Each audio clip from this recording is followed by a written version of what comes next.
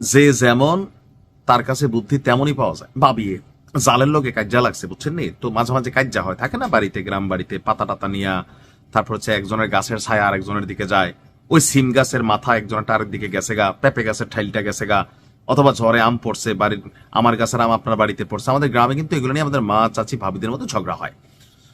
তো এরকম ঝগড়া যখন হয়, তো ভাবির এক বান্ধবী আছিল, ওই বান্ধবী আবার ধরেন ছাত্র জীবন থেকে একটু মার মার কাট কাট ভঙ্গি, একটু ধরেন বি ক্লাস টাইপের, মানে অ্যাকশন, আপোষে যাবে না, সংগ্রাম। হ্যাঁ, তো ওনার কাছে গেছে, কয় বান্ধবী কি তালো করতাম, হাত থাকতে মুখে কিসের কথা, তুমি তো মুসলিমের বউ, তোমার একটা দেশব্যাপী পরিচিতি আছে, কি চালাও।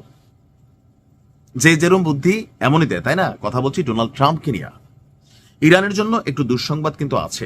আমি যতটুকু দেখতে পাচ্ছি, এতদিন যাবত আমরা নিউজ করছি, দেখেন ইরানের জনগণ ইরানে কি করতেছে, বাট লাস্ট 2 দিন আপনি দেখেন যে আমাদের নিউজের প্রেক্ষাপটটা চেঞ্জ হয়েছে। নিউজের প্রেক্ষাপটটা কি আসছে, যে বহির্বিশ্ব অর্থাৎ জার্মানি, যুক্তরাষ্ট্র, যুক্তরাজ্য, ফ্রান্স বা ওয়ার্ল্ড কমিউনিটি, কানাডা, তারা আসলে ইরানের ইস্যুতে কিভাবে মাঠে নামা শুরু করছে।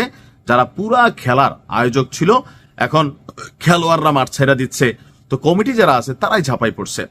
ট্রাম্প বলছে এখনো কিন্তু আপনার প্রটেস্ট হচ্ছে, তবে কমে যাচ্ছে।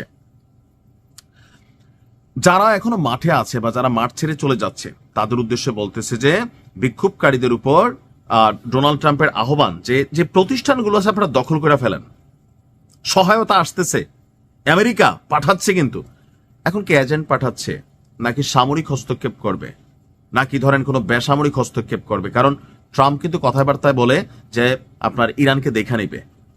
তো যারা বিক্ষোভকারীরা তারা মনে করতেছিল সরকার তো ধরপাকড় শুরু করছে, 2-1 রে দণ্ড দিয়ে দিছে, বাড়িঘরে তল্লাশি হচ্ছে, মেশিনারিজ উদ্ধার হচ্ছে, তো জনগণের মধ্যে তো ভয় ঢুকতেছে।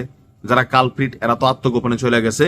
তো যারা আত্মগোপনে চলে গেছে, ওই যে বলি না যে আমেরিকার যে খেলাটা থাকে বা পশ্চিমা বিশ্বের খেলাটা, সেই খেলাটা হচ্ছে কেমন, দেশ আপনার, প্রতিবেশী আপনার, ভাই আপনার, মানে জনগণ আপনার, আপনারে দিয়ে আপনার জনগণ দিয়া আপনার সাথে খেলবে, তারা টাকা দিবে, কারণ আমরা লোভী, প্রত্যেক দেশে লোভী আছে, মেশিনারিজ পাঠাবে, মারো, এটা চালাই দাও, ওইটা করে ফেলো, এটা দখল করে ফেলো, প্যাট ছাড়া যাবে না। কারণ এদের এজেন্ডা হচ্ছে তাদের পছন্দের সরকার ক্ষমতায় বসবে, ব্যবসা বাণিজ্য, তেল গ্যাস সব দেখবেন আমেরিকান কোম্পানি পাইতেছে। ভেনেজুয়েলা দেখেন নাই, $23 ট্রিলিয়ন তেল লয়ে গেছে, নিজের ভারপ্রাপ্ত প্রেসিডেন্ট ঘোষণা করে দিছে। এটা হয় মানে গায়ের জোর থাকলে হয়। জনগণের উদ্দেশ্যে বলছে যে ট্রাম্প বলছেন যে সহায়তা আসছে, ইরানের দেশপ্রেমিকরা, বাহ কি ডায়লগ, বাতন ভালো। আচ্ছা, বিক্ষোভ চালিয়ে যান, আপনারা আপনাদের প্রতিষ্ঠানগুলো দখল করে নিন, যারা হত্যাকারী এবং নির্যাতনকারী তাদের নাম সংরক্ষণ করুন, তাদের বড় মূল্য দিতে হবে।